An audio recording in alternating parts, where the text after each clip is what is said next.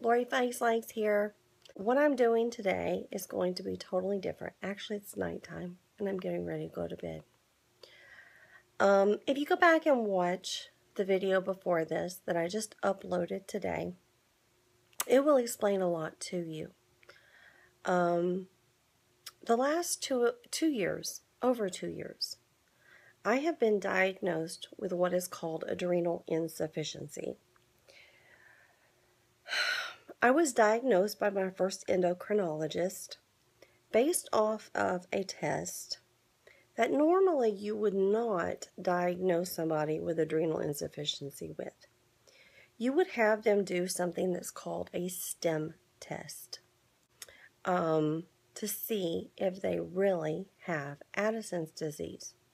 Addison's disease is a disease where your adrenal glands that sit on top of your kidneys produce cortisol, steroids, if you will. This cortisol helps you stay alive. The main thing that it does is if you get in a stressful situation, if you get in a car wreck, your body, the adrenaline takes over and mostly will try to save your life. When you don't have cortisol, a normal person produces 20 milligrams of cortisol a day. A normal person. When this test was done over 2 years ago with my first endo, it was a 24-hour urine collection test. The cortisol level was low, but it was not the proper test.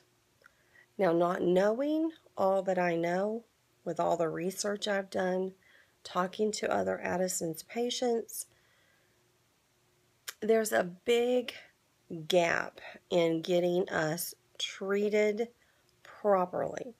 So many endocrinologists deal with diabetes. That's one of the major things they do. They deal with thyroid disease. Addison's disease is a almost rare disease because, you're going to say that probably JFK, our president, JFK, had Addison's disease and he kept it hidden from the public as most as he could because he was being pumped full of steroids. When you talk about steroids, steroids have a bad name, but we all produce them, except some people will use them, athletes, to pump their bodies up, to build their muscle. They use them illegally. When you get diagnosed with Addison's disease, you have no other choice. You have to take this medication in order to live. If we don't take it, we can go into a crisis. A crisis leads to coma. A coma usually leads to death in this case.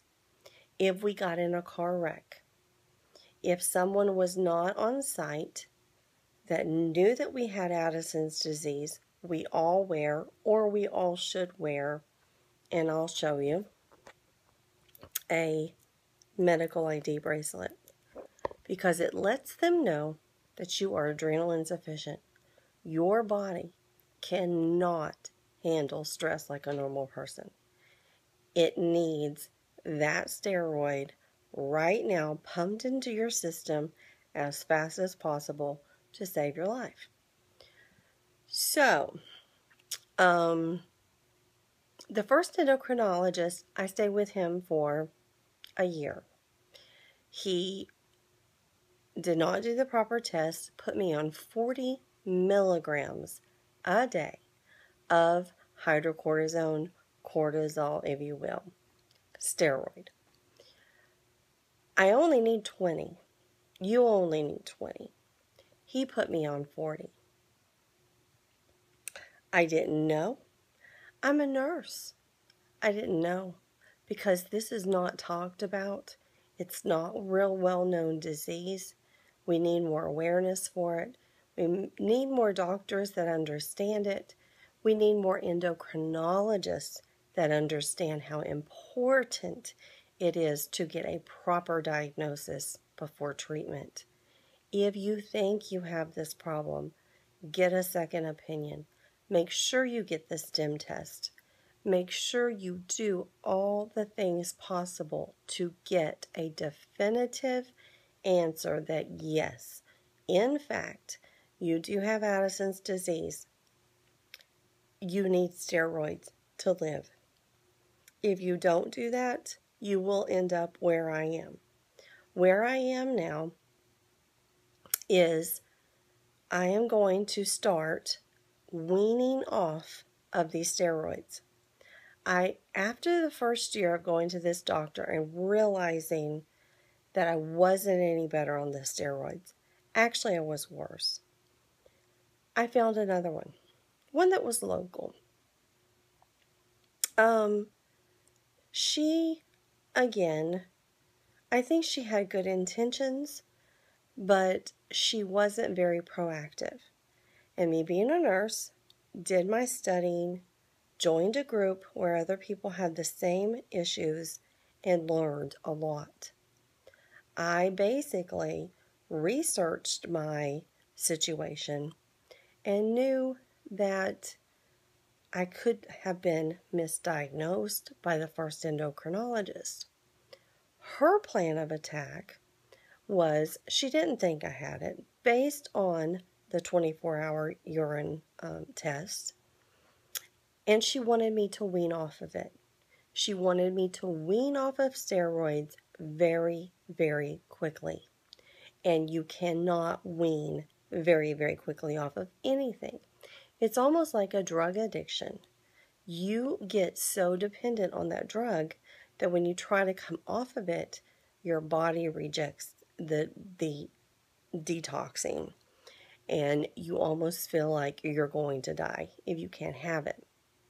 The things that happen when you wean off of hydrocortisone is your body hurts, your muscles ache, your brain is in a fog, headaches.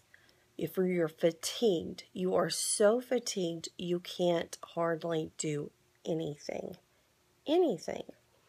I had to stop my nursing job and come home. I came home to work. I work from home now. I work for a company. I take customer calls.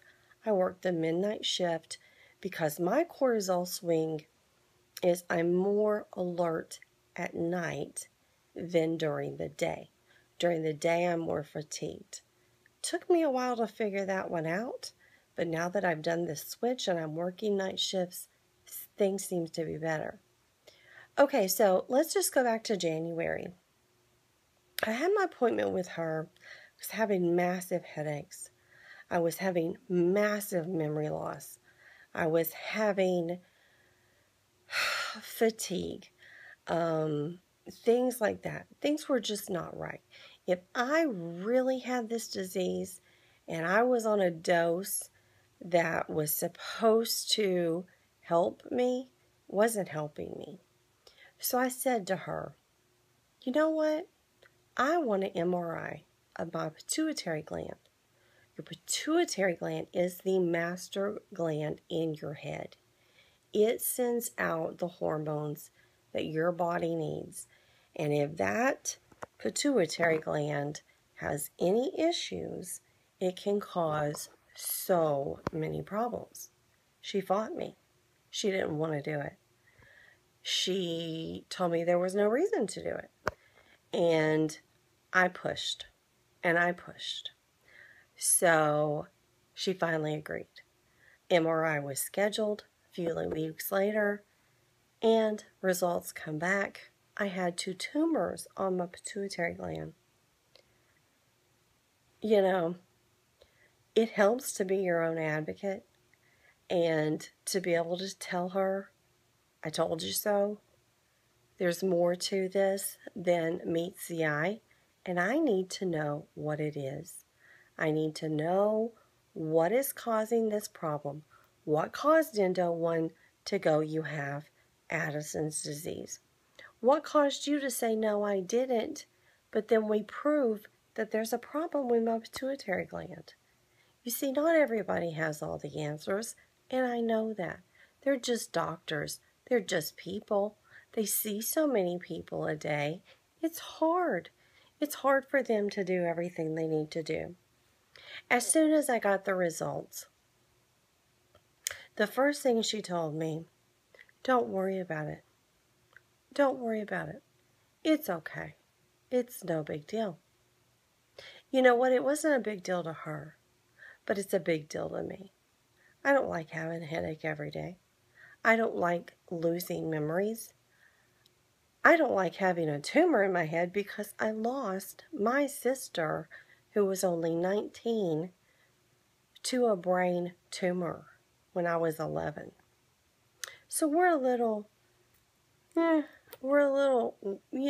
worrywart about those types of things.